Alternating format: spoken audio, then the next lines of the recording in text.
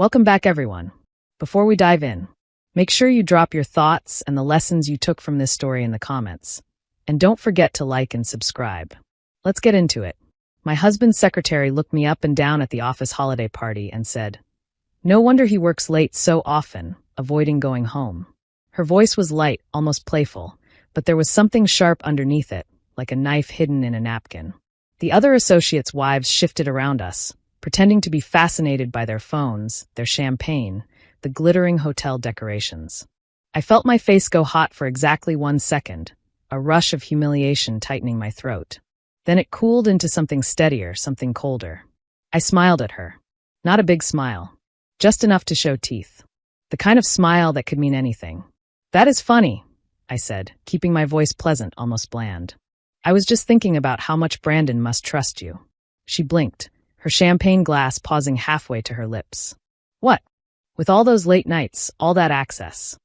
I took a small step closer, my heels silent on the ballroom carpet. I knew the other wives were still listening, their heads slightly turned, fingers frozen over their screens. "It must be nice having someone believe in you so completely, even after mistakes." Her face did something complicated. The confident smirk flickered, like a light with a loose wire. "I do not know what you are talking about," she said, but her voice had changed. Less champagne-bold, more uncertain. Her name was Elena Price. She had perfect braids pinned into an elegant knot, a fitted emerald dress that looked expensive, and the kind of easy charm that made people underestimate her. I leaned in, close enough to smell her perfume and the wine on her breath. "Does Brandon know about October 12th? I asked quietly, "because I am wondering if the senior partners know you have been accessing their confidential settlement files from his computer after hours." I watched the words hit her. The color drained from her face like someone had pulled a plug. Her champagne glass trembled so violently I thought it might tip. "I have not," she started, but I just kept smiling. I straightened and switched my voice back to full volume, bright and polite. "Have a wonderful evening, Elena," I said, as if we had just discussed the dessert menu. Then I turned and walked toward the bar, my hands shaking so hard I almost dropped my clutch. I had been planning that moment for 3 days, ever since the report landed in my inbox from the private investigator. Planning something and actually doing it are two different things. Detonating a bomb in the middle of Brandon's firm Christmas party still took more courage than I had been sure I possessed. At the bar, I ordered a gin and tonic and tried to keep my breathing steady. The hotel ballroom was beautiful, crystal chandeliers, white linens, long tables glittering with glassware and polished silver. A live jazz trio played something soft near the front of the room. Everywhere I looked, people smiled and laughed, unaware that I had just cracked the ice under one of the firm's brightest associates and his indispensable secretary. I took a long sip of my drink and forced my hand to stop trembling. From across the room, I could feel Elena's eyes on my back. I did not turn around. It had started 6 months earlier. That is when I first noticed Brandon's pattern changing. We had been married for 9 years, together for 12. By that point, I knew his rhythms the way you know your own house in the dark, where the furniture sits, which floorboards creak, which doors stick in the summer heat.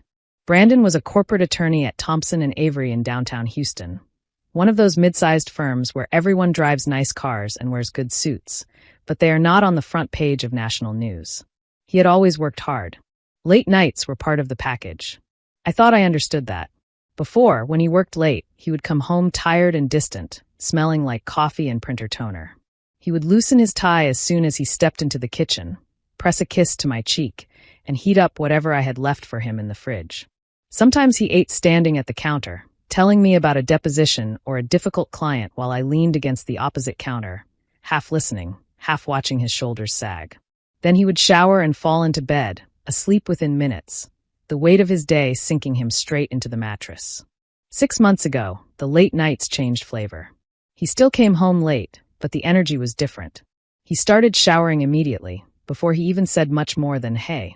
He would pick at his food, taking small distracted bites, his phone on the table vibrating every few minutes.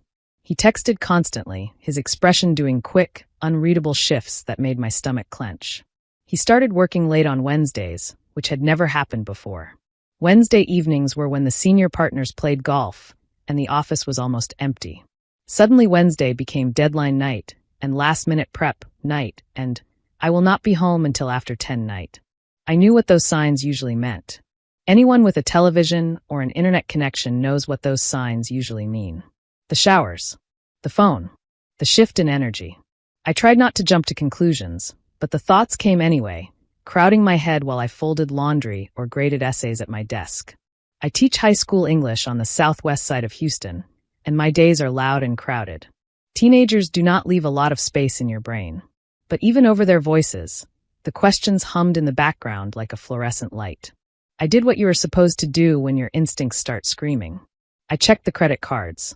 It was a Tuesday afternoon, the house quiet, a pile of graded essays beside me on the dining room table. I logged into our joint account and scrolled. Groceries, gas, streaming subscriptions, my trips to Target, his lunches downtown. Then I saw them, 3 charges from the Marriott Hotel downtown. All on Wednesday afternoons. All within 6 weeks of each other.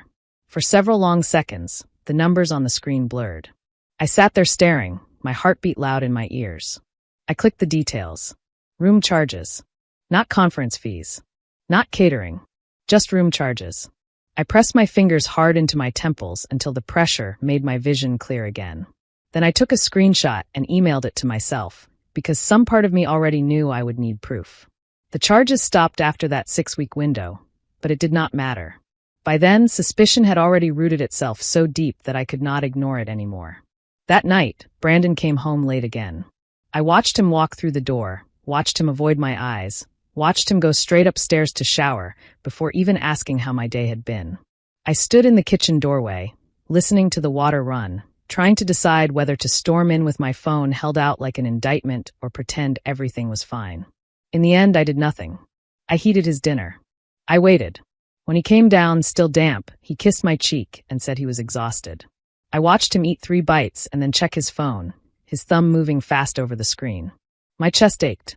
2 days later, I sat in my car outside a small office above a bail bonds shop in Pasadena, Texas, clutching my purse like it was a life raft. A faded sign on the window read, "Ward Investigations," in peeling gold letters. Inside, the waiting area had mismatched chairs and a fake plant in the corner. The woman who walked out from behind the inner door looked exactly like she had in college, just with better clothes and reading glasses hanging from a chain. "Carmen Lewis?" she asked. "It has been a while." "Felicia," I said, standing up too quickly. We had shared a dorm hallway our sophomore year, late-night takeout and study sessions between classes. We had lost touch after graduation, drifting into our separate adult lives. 10 years later, I was calling her from my car in a grocery store parking lot, asking if she took private clients. She waved me into her office, a narrow room with a metal desk, a corkboard covered in notes, and a humming desktop computer that looked perpetually tired. "Tell me what is going on," Felicia said, pushing a yellow legal pad toward herself. She wore a simple navy dress and low heels, her hair pulled into a sleek ponytail. The calm professionalism in her posture made my stomach twist with a strange combination of shame and relief. I did not know what felt worse, suspecting my husband, or needing help to prove I was not crazy. "I think something is wrong," I said. I folded my hands in my lap, so she would not see them shaking. "Brandon has been working late more. His behavior has changed. I checked our credit card statements and found hotel charges on Wednesdays when he was supposed to be in depositions. He is always on his phone now. We hardly talk. When I ask what is going on, he says he is stressed about work and that I should be more understanding." "Do you think he is having an affair?" Felicia asked. It was not accusatory, just precise, the way she might ask whether my car had been locked before it was stolen. I swallowed.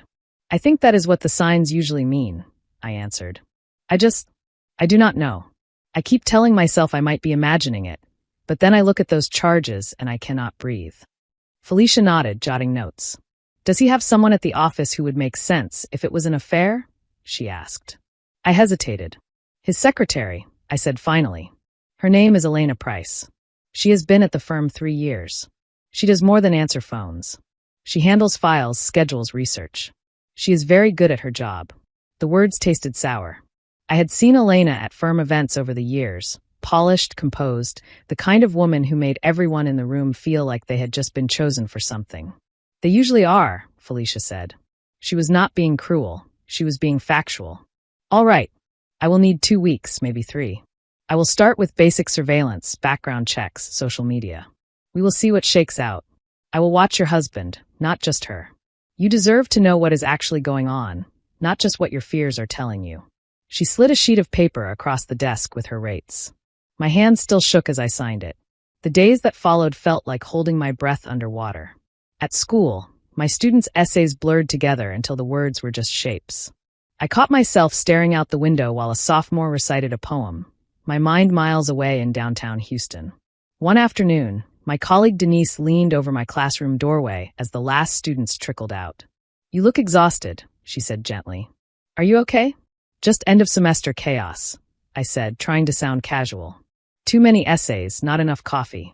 She smiled, but her eyes lingered on my face for a moment, as if she saw more than I wanted her to. I stayed late that evening, grading until the sky outside the windows went dark. When I finally drove home, Brandon's car was not in the driveway. A text from him blinked on my phone. "Running late again. Do not wait up." I stared at the screen in the quiet car and felt something in me harden. A week and a half later, my phone rang while I was standing in the throw pillow aisle at Target, staring blankly at a wall of neutrals. "This is Felicia," she said when I answered. "Do you have a minute?" I gripped the handle of my red cart. "Yes." The word came out too fast. "I followed Brandon for 4 of his late nights," she said without preamble. 3 of those times, he met Elena at the office after hours. Once, they met at a coffee shop near the courthouse. They talked for 1 to 2 hours each time. There was no touching, no hotel rooms, no obvious intimacy, just intense conversations. I blinked at a gray pillow with a geometric pattern, trying to make the shapes mean something. "So they are not." My voice trailed off. I did not know whether to feel relieved or more worried. "Not in a physical affair, as far as I can tell," Felicia said. "But there is something else." I ran a deep background check on Elena. She had a driving under the influence arrest on October 12th, 3 years ago. Left a bar in Midtown, hit a parked car. Blood alcohol was 0.12. It should have been a slam dunk prosecution. Should have been. I repeated. A woman pushing a cart full of Christmas decorations brushed past me, her child chattering excitedly about lights. "The charges disappeared," Felicia said. "Not dropped. Disappeared." The arrest record was sealed, and the case vanished from the public database within 72 hours. That level of fast, quiet intervention takes serious legal muscle. The kind of muscle a firm like Thompson and Avery could provide if they were very motivated. I sank down onto the polished floor right there between throw pillows and scented candles, my back against the shelf, phone pressed to my ear. Why would the firm do that for her? I asked. My voice sounded thin, far away. "That is the question," Felicia said. I did more digging. I called in a favor from a friend at another firm downtown. Elena has access to things most secretaries do not: client files, settlement documents, partner communications. Brandon shares his computer password so she can handle work when he is in court. That part is not unusual. But with that level of access, she is in a position to know a lot. My throat went dry. "So you think they made her problem go away and she, what, owes them?" "Maybe," Felicia said. "Here is where it gets more interesting. There have been whispers around the firm about billing irregularities on a major case. Nothing anyone can take to the Bar Association yet, but enough rumors to make people uneasy. Hours that do not add up, work billed that may not have been done. The type of thing that can sink a mid-level associate's career if someone decides to look too closely." "Brandon," I whispered. The word felt like glass in my mouth. "I cannot prove anything yet," Felicia said. "But the timeline matches. Elena's driving under the influence happens in October. The firm makes it disappear. Around the same time, your husband starts working late with her constantly. And remember those hotel charges?" I stared at the blank space on the opposite shelf, my breath shallow. "What about them?" I asked. "They were not for affairs," Felicia said. I checked the dates against court records. Those were days Brandon was supposed to be in out-of-town depositions. The depositions were local. He billed the client for travel expenses that did not happen. Hotel rooms that were never really used as lodging, only as paper cover for extra billable hours. The words pressed down on my chest until I could barely inhale. "So they are both in trouble," I said slowly. "Elena knows Brandon falsified billing. Brandon helped Elena make the driving under the influence disappear. They are tied together." "That is my read," Felicia answered. "Mutually assured destruction. She keeps quiet about his fraud. He keeps her employed and protected. But if she has been accessing confidential files from his computer and anyone finds out, that is another level entirely. That is a breach of client confidentiality. That is disbarment territory for everyone involved. Does she actually access the files? I asked. My voice sounded steadier than I felt. I cannot prove how much she has done, Felicia said. But she has the password. She is in the office after hours. A secretary sitting on a secret that big is either being extremely cautious or using every bit of leverage she can. My money is on the second option. A child's laughter echoed down the aisle. Somewhere nearby, a holiday song played over the speakers. The world felt absurdly normal around me while my life tilted sideways. By the time I drove home that evening, the report was in my inbox. Photos, timestamps, screenshots of public records, and sealed case notations that should not have been visible at all. I sat in my parked car in front of our house for nearly 15 minutes, reading every line on my phone. When I finally went inside, Brandon was in the kitchen, jacket off, tie loosened, staring at a document spread across the counter. "Hey," he said distractedly. "You are late." "Traffic," I said. It was technically true. Houston rush hour could suffocate any drive. He glanced at me briefly and then back at his papers. "I need to head back out after dinner," he added. "We are under pressure on a big case. Thomas wants projections by Friday." He sounded tired, but there was an edge of impatience under his tone, like he resented having to justify himself at all. "Is this the same case that has you working late on Wednesdays?" I asked, pulling leftovers from the fridge. My voice was light, almost conversational. He frowned. "You know how it is this time of year, Carmen. End of quarter. Everyone is scrambling. I need you to be a little more understanding. I am not out having fun. I am working." My hand tightened around the container of chicken. "I am not saying you are out having fun," I replied. "I am saying you have changed. And you have not once asked if I am okay with the way things have been lately." He exhaled, annoyed. "Can we not do this tonight?" he asked. "I am exhausted." He picked up his phone and tapped out a quick message, the screen lighting his face in pale blue. I watched him, thinking of the photos of him and Elena leaning over his laptop together after hours, their faces serious, the office nearly empty behind them. "Sure," I said quietly. "We cannot do this tonight." His thumbs kept moving across the screen as if he had not heard me at all. For 3 weeks, I carried Felicia's report like a live grenade in my mind, the pin barely hanging on. Some nights I lay awake, staring at the dark ceiling while Brandon snored softly beside me, imagining different versions of confrontation. In one, I slammed the report down on the table and told him to get out. In another, I marched into the managing partner's office and handed over the folder, watching Brandon's career crumble. In yet another, I said nothing, swallowed it all, and let the resentment eat through me like acid. None of those scenarios felt exactly right. Each one seemed to leave me small in a different way, either abandoned, widowed from my own life, or complicit in something I could not unknow. I did not want to be the quiet wife who looked the other way. I also did not want to scorch the earth without understanding what I was lighting on fire. I needed something else. I needed control. "You are holding leverage," Felicia said when I met her again 2 weeks later. We sat in her office, the blinds drawn against the low winter sun. She slid an updated folder across the desk. "The question is what you want to do with it. You could divorce him quietly, keep the information as insurance. You could go nuclear with the firm. Or you could use this to change the dynamics in your marriage and his career, if that is what you want."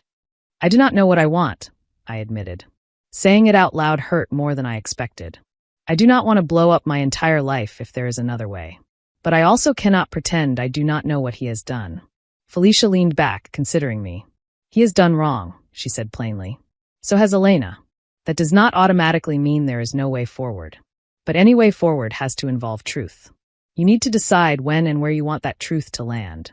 The invitation to the Thompson and Avery holiday party sat on our kitchen counter, propped against the fruit bowl. White card, gold lettering, the hotel ballroom downtown, black tie optional. I remembered all the previous years, smiling, making small talk, listening to stories about cases I barely understood. This year, the card felt like an opportunity. The senior partners would be there, the associates, their spouses, everyone who mattered to Brandon's career. The room would be public enough that nobody could have a dramatic meltdown, but intimate enough that every shift in expression would be noticed. It seemed, in a strange way, like the safest place to start a controlled burn. On the afternoon of the party, I stood in front of my closet longer than necessary. The red dress almost glowed against the other hangers. It was a deep, saturated shade with a fitted waist and a low, but not indecent neckline. I had worn it once before, years ago, when things between us had been uncomplicated. Back then, Brandon had looked at me that night like I was the only person in the room. I ran my fingers over the fabric and pulled it out. If I was going to step into this new version of myself, I might as well do it in something that made me feel like I took up space. In the car on the way downtown, Brandon complimented the dress without taking his eyes off the road. "You look nice," he said. His tone was automatic. I studied his profile in the passing streetlights, the tightness in his jaw. "You do too," I replied. He did, dark suit, crisp shirt, the tie I had given him last Christmas. We drove the rest of the way in strained silence, the local radio playing holiday music that bounced off the leather interior without sticking. The hotel ballroom was already buzzing when we arrived. A towering tree glittered in one corner, ornaments catching the light. Clusters of attorneys stood in groups, laughing too loudly. The air smelled like perfume, roasted meat, and whatever floral arrangement the hotel had sprayed in the lobby. Brandon slipped easily into work mode, greeting colleagues, clapping shoulders, shaking hands with senior partners. I hung back, smiling when appropriate, watching him. Watching her. Elena stood near the bar with a group of junior associates, laughter polished and bright. Her emerald dress hugged her figure, and her lipstick matched the cranberry garnish in her glass. When her gaze slid over me, there was something dismissive in it, the quick assessment of a woman who had already filed me into a harmless category. Wife. Background. Not a threat. It was almost funny, given what I knew. She approached after about half an hour, as if she could not resist testing the waters.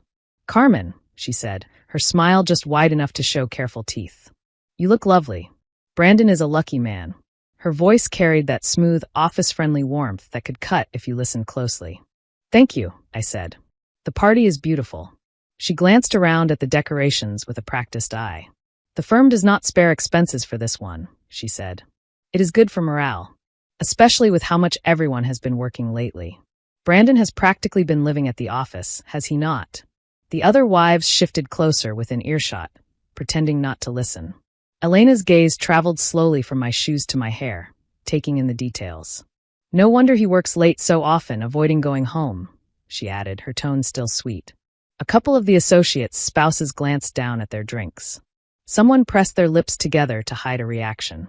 My heart pounded once, a heavy thud, and then everything went strangely sharp and quiet. "That is funny," I said, letting just the smallest hint of amusement color my voice. "I was just thinking about how much Brandon must trust you." The words left my mouth before she could turn away, neat and precise. She blinked. "What?" she said, her champagne glass freezing midair.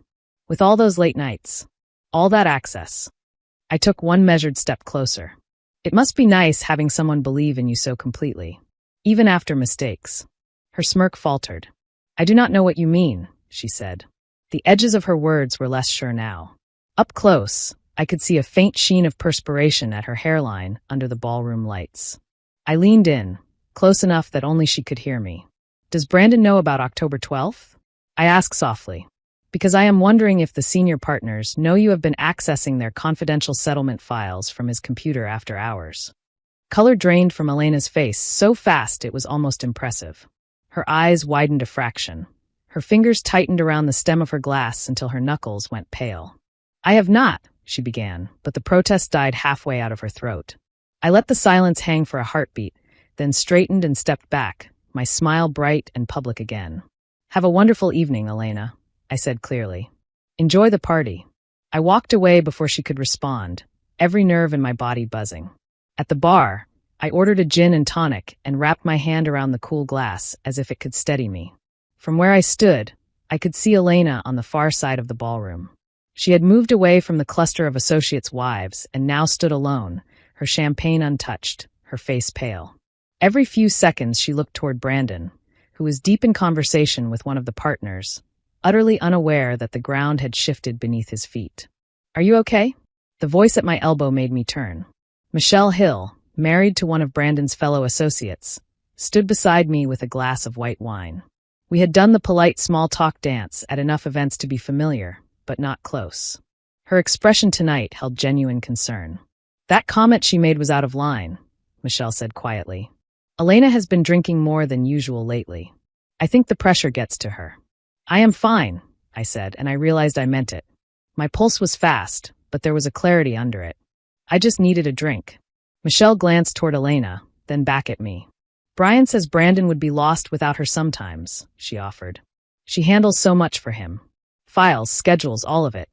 I gave a small, non-committal smile. I am sure he would be, I said. Being indispensable to so many people must be exhausting. Michelle studied me, as if trying to decide whether I was being sincere or subtly cruel. I did not clarify. Dinner was called, and the room shifted. People moved toward the tables, checking place cards, settling into assigned seats designed to facilitate networking. Our table sat near the front. Brandon and I were placed with Harold Thompson, the firm's named partner, and his wife Patricia, along with 2 junior associates and their spouses. I had sat at tables like this for years, nodding and smiling while partners told war stories from court. This time, every detail felt significant. Brandon appeared at my side as we walked toward the table, his fingers closing around my elbow a shade too tightly. "What did you say to Elena?" he asked under his breath. His tone was low but strained. "I complimented her," I replied mildly. "Why?" His jaw flexed. "She looks upset," he said. "Does she?" I glanced across the ballroom. Elena was seated at her table, sitting very still, staring down at an untouched place setting. "Maybe the champagne is not agreeing with her," I said. His grip tightened for half a second. "Carmen, what did you say?" We stopped just short of our table.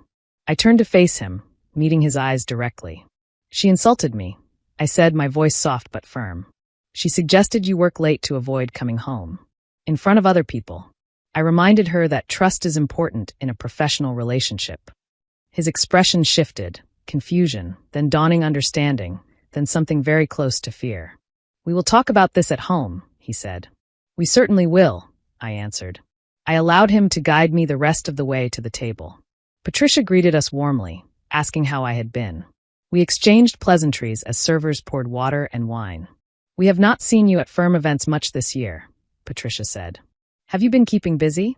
"I teach high school English," I replied. That detail always seemed to surprise people at these events, as if they expected all the spouses to be interior designers or stay-at-home parents. End of semester is always chaotic. Essays everywhere.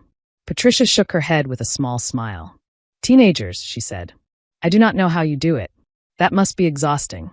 "It has its challenges," I agreed. "But at least teenagers are usually honest about what they are thinking. Even when they are lying, you can tell." Brandon's water glass clinked against his plate, a small sound that still seemed loud to me. Harold launched into a story about a recent corporate dispute the firm had won, a settlement that had exceeded projections. Everyone nodded and laughed at the appropriate moments. I pushed my salmon around my plate, my eyes drifting across the room. At her table, Elena kept pulling out her phone, glancing at it, setting it face down again. She was not eating. Her face was nearly ashy under the ballroom lights. A few minutes later, Brandon excused himself to use the restroom. As soon as he stepped away from the table, Harold leaned toward me with a conspiratorial smile. "Brandon is doing excellent work lately," he said. "We are very pleased with his billables this year. He puts in the hours. That is what separates good associates from great ones, dedication." "That is wonderful," I said. My smile felt painted on. "He certainly works late a lot." Harold chuckled. "He is a lucky man," he said. "Not every spouse is so understanding about the demands of this profession." I wondered what he would say if he knew those billable hours included phantom travel expenses and possibly work that had never occurred. I wondered what he would say if he knew his firm had intervened to erase a secretary's driving under the influence record in exchange for her silence. Dessert arrived, chocolate mousse with raspberry sauce. I ate mine slowly, savoring each bite more out of stubbornness than hunger. Across the ballroom, Elena stared at her untouched dessert. Her phone buzzed, and she looked at it with a face that somehow went even paler. Then she stood abruptly, grabbed her clutch, and walked quickly toward the exit. Not quite running, but close enough that several people glanced up. At our table, Brandon returned just in time to see her slip out of the ballroom doors. His face tightened with naked panic. "Excuse me," he muttered, half standing. "Where are you going?" I asked. "I will be right back," he said, already moving. A heartbeat later, He disappeared through the same doors Elena had used. I counted silently to 30 and then placed my napkin on the table, smiling at Patricia. I am going to freshen up, I said. I will be right back. She gave me a knowing smile, as if she thought I needed to reapply lipstick. The hallway outside the ballroom was quiet, the hotel carpet swallowing sound. Soft lighting glowed along the walls, illuminating framed art that no one ever really looked at. Around the corner near the coat check, I heard voices, Brandon's low and urgent, Elena's higher, strained. I stopped just before the corner, close enough to hear without being seen. My heart thudded once, hard, then settled into a steady beat. She knows something, Elena was saying. Her voice shook. I do not know what, but she knows. She mentioned October 12th, Brandon. She knows about the arrest. That is impossible. It was sealed. Nobody knows about that except the firm, and the person Harold paid to make it disappear.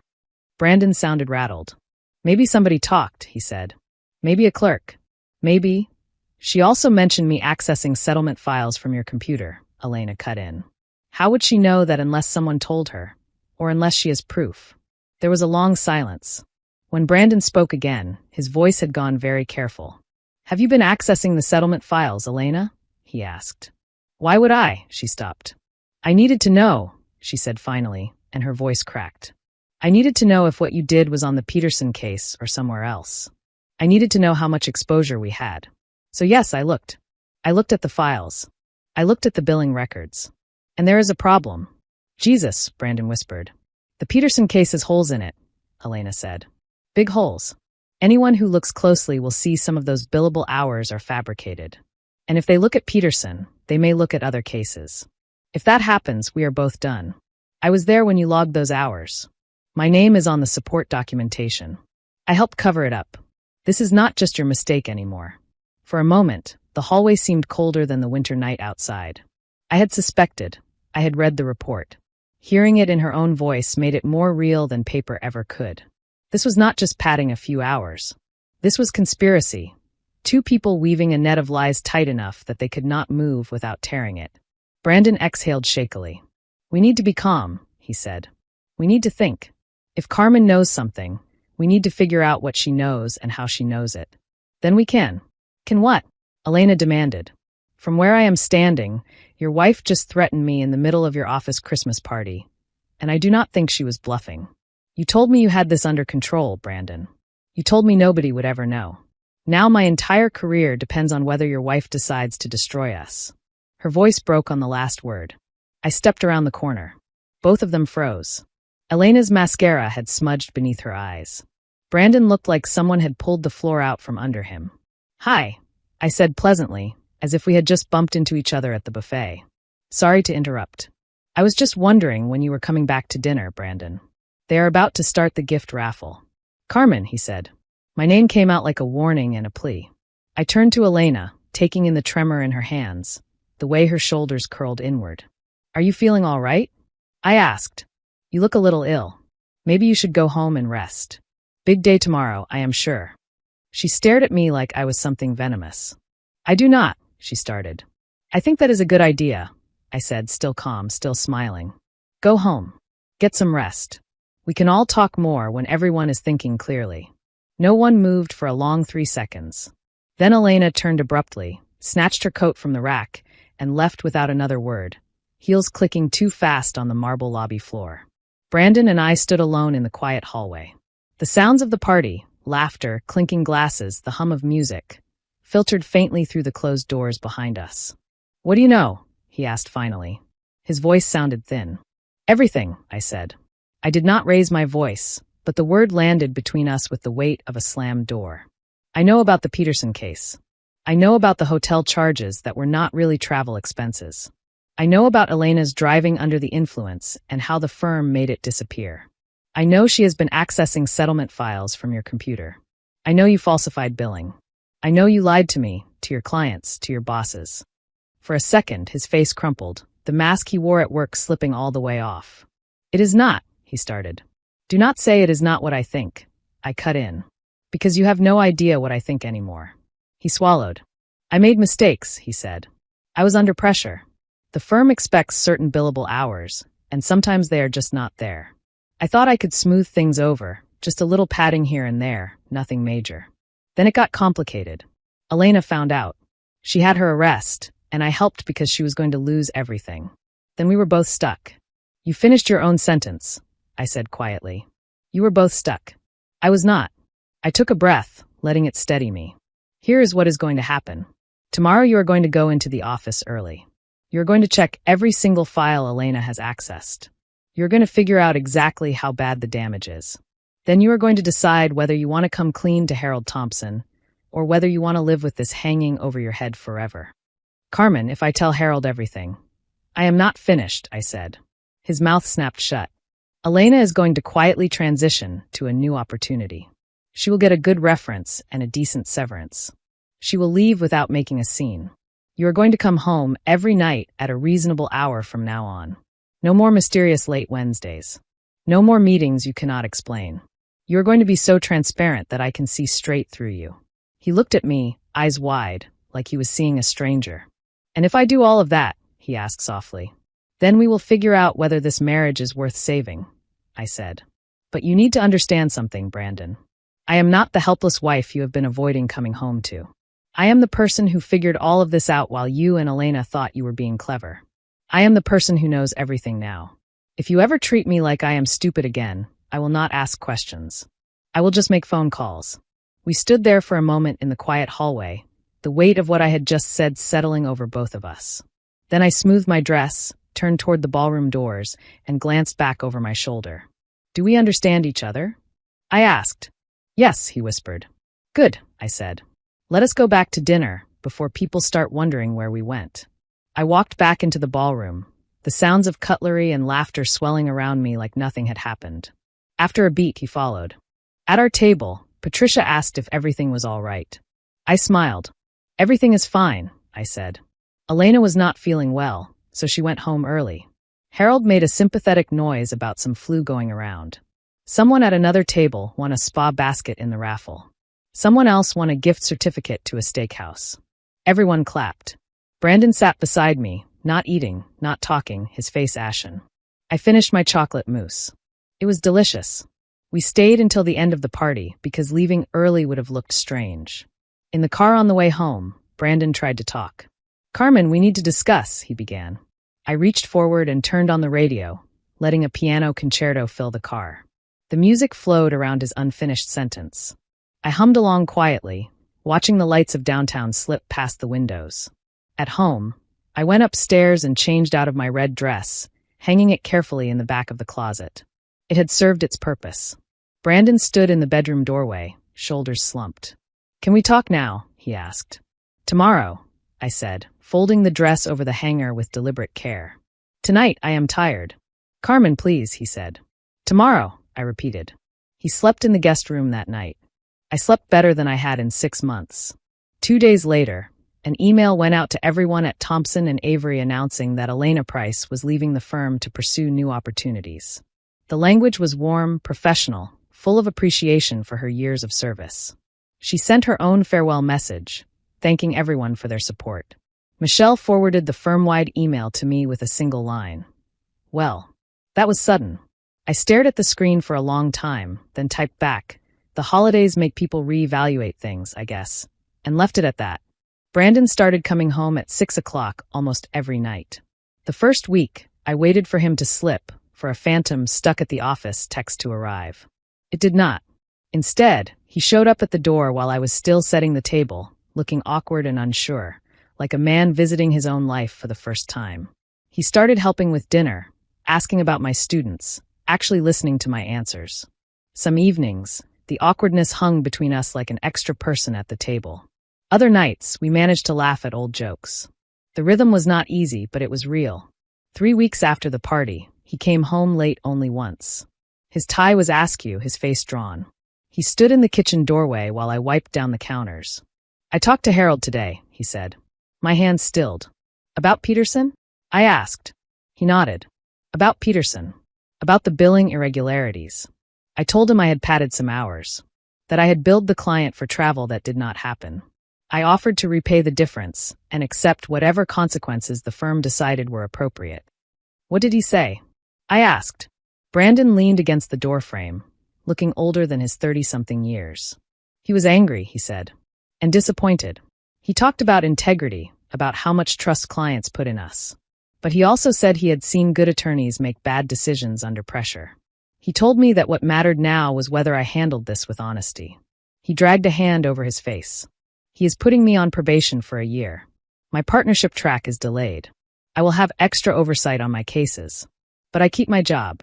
The firm is going to quietly correct the billing with the client. Did you mention Elena's access to the files? I asked. The question hung in the air between us, heavy and sharp. Brandon hesitated. No, he said finally. I told him the mistakes were mine. They were. Whatever Elena did after, she did because she was already tied to my bad decisions. Harold does not know about her driving under the influence either. Some secrets are better left buried if exposing them does not protect anyone else. I studied his face. There was no smugness there, no expectation of praise. Just exhaustion and something that looked a lot like shame. You understand that you are not doing her a favor, I said. You are choosing where to cut the damage. He nodded. I know, he said. I am not asking you to approve. I wanted you to know I did not hide from him. Not completely. A week into January, Felicia called. I heard Elena left the firm, she said. Friendly departure. I sat at our kitchen table, a mug of tea cooling beside my grade book. Very friendly, I said. She got a send-off email and everything. And your husband? Felicia asked. Is he coming home on time? Telling the truth. I looked at the clock on the stove. It was 5:45. I could hear Brandon upstairs, the sound of the shower running as he washed off a day spent actually doing the work he was paid to do. We will see, I said. He is certainly more honest than he was. Felicia was quiet for a moment. You did well, Carmen, she said finally. You played it exactly right. The timing, the location, the pressure. The right question, asked in the right place, can be more powerful than any accusation. After we hung up, I sat at the table for a long time, thinking about that, about power, about knowledge, about the moment you choose to use both. I thought about the years I had spent making myself smaller, quieter, easier. About all the times I had softened my opinions, swallowed my doubts, adjusted my schedule around Brandon's without expecting the same in return. I was not small anymore. I did not want to be again. That night, as we got ready for bed, Brandon stood in the doorway of our room, hesitating. I scheduled a meeting with a counselor, he said. For myself. I think I need help figuring out why I let things get this far. Why I thought it was easier to lie than to admit I was struggling. He watched my face, bracing for impact. You did not ask my permission to do that, I said. No, he agreed. I did it because I needed to. But I would like you to know about it. If we are going to try to fix this, I cannot keep living like I have something to hide. I nodded slowly. It was not forgiveness. It was not a fresh start. But it was something, an acknowledgement that the person he had been was not someone either of us could live with anymore. Later, lying in the dark with the quiet hum of the heater filling the room, I realized I did not feel powerless. I was not waiting for him to decide our future. I had options. I had information. I had my own life, my own career, my own sense of self that no firm and no marriage could define for me. Brandon shifted beside me in the bed we were sharing again, careful to leave space without making it feel like a chasm. Thank you for not destroying me, he said quietly. The words drifted into the dark between us. I stared up at the ceiling. I did not do any of this for you, I replied. I did it for me. I did it because I am done living in a house built on lies. He was silent for a long time after that. In the weeks that followed, life did not suddenly become perfect. There were awkward conversations, moments when anger flared sharp and sudden, evenings when we sat at opposite ends of the couch scrolling through our phones because we did not know how to be with each other without talking about what had happened. But there were also small, unexpected moments of ease. A shared joke about one of my students' creative metaphors, him asking for my opinion on a closing argument, me listening as he described the discomfort of admitting to Harold what he had done. On a gray Friday afternoon, I found myself standing in front of my class, discussing a novel about secrets and consequences. A student raised her hand and asked whether telling the truth always made someone a good person. I thought of Brandon in Harold's office, confessing. I thought of Elena leaving the firm, her departure wrapped in polite words instead of scandal. I thought of Felicia, methodically gathering facts so that I could make choices based on reality instead of fear. Telling the truth is a start, I said. It does not erase what happened, but it can be the beginning of something better than pretending nothing is wrong. That night, after grading papers at the dining room table, I walked into the living room and found Brandon sitting with his laptop closed, not a work document in sight. He looked up as I entered. "Do you want to watch something?" he asked. His voice was tentative, as if he were inviting me into a fragile truce. I sat down at the opposite end of the couch, curling my legs under me. "Maybe later," I said. "For now, just sit with me." He set the remote down and leaned back, hands folded in his lap. We sat in silence for a while, the quiet not entirely comfortable, but not unbearable either. I thought about the question Felicia had asked me in her office. "What do you want?" 6 months ago, I would have said I wanted my old life back, the one where I did not question my husband's late nights or the integrity of his work. Now, I knew that life had never really existed. The trust one had felt back then had been simple, because I had never tested its foundations. Now I knew where the cracks were. What I wanted now was different. I wanted honesty, even when it was ugly. I wanted respect, not just in public, but in the quiet corners of our lives. I wanted to know that if I asked a hard question, I would not be made to feel crazy or ungrateful. I wanted to live as a woman who took up space in her own story, not as background decoration at someone else's firm party. In the months to come, I knew there would be more decisions to make, about counseling, about whether our marriage would fully recover or simply transform into something else, about whether I could live with what I knew. But whatever happened, I had already crossed a line I could not uncross. I had learned how to use what I knew instead of letting it drown me. I glanced at Brandon, at the tension still etched around his eyes, at the way he seemed slightly smaller now that he had set down the burden of pretending everything was fine. "Are you afraid I will change my mind and call Harold tomorrow?" I asked. He studied me for a moment. "I am afraid you will wake up one day and realize I am not worth all of this," he said quietly. I considered that. "The truth is," I said, "I am still deciding." He nodded, accepting that answer in a way he might not have 6 months earlier. Outside, the wind rattled against the windows. Inside, the house felt different than it had in a long time. Not comfortable yet. Not entirely safe. But honest. I sat there, aware of my own power in a way I had never been before, and thought about that night in the ballroom. The way one quiet question, asked at the exact right moment, had shifted everything. I had spent years making myself smaller. I was not small anymore. And if Brandon wanted this marriage to survive, he was going to have to learn to live with a wife who knew exactly how to ask the right questions. If you enjoyed this story, please like, comment, and share this video with your friends. Subscribe and turn on the notification bell so you never miss a powerful story drop.